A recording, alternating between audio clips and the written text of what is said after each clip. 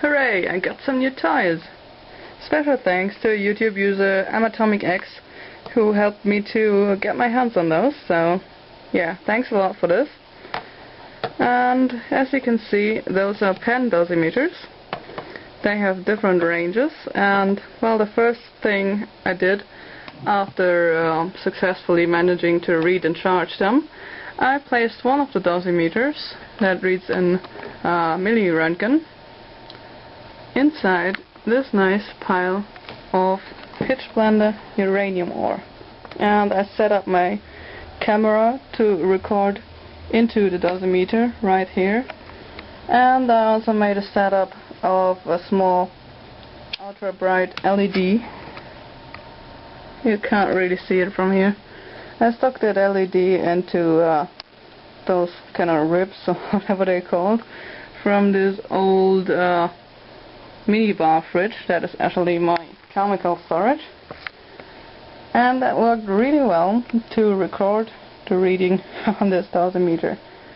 So let's try, maybe we can see the LED. Yeah, we can see it there in the background, and we can see the reading, which is far off scale, but you will see the video soon. And we can see the radiation striking the camera here. You see all the little flashes? That's the radiation from this beautiful pitch blender striking the camera. Well, we've seen that already.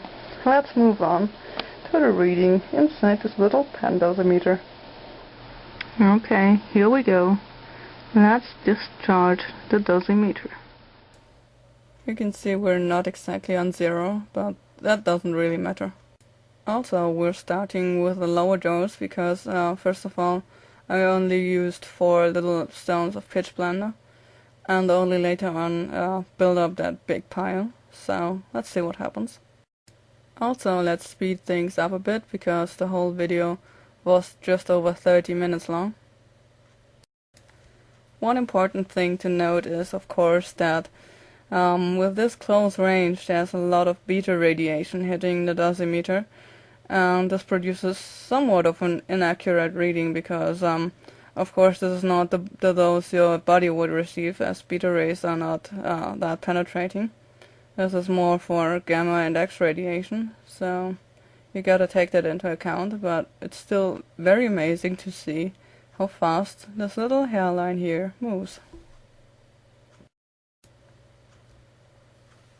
And yeah, it's going quite fast, but at this point I decided it's time to stack up some more uranium ore next to it, so let's see how that changes. This is the moment where I'm stacking up the ore.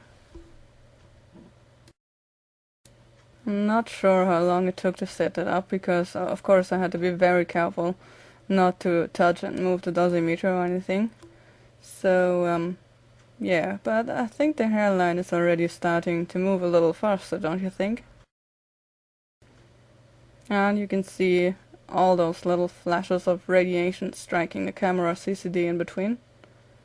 I think that adds to the really nice effect of this.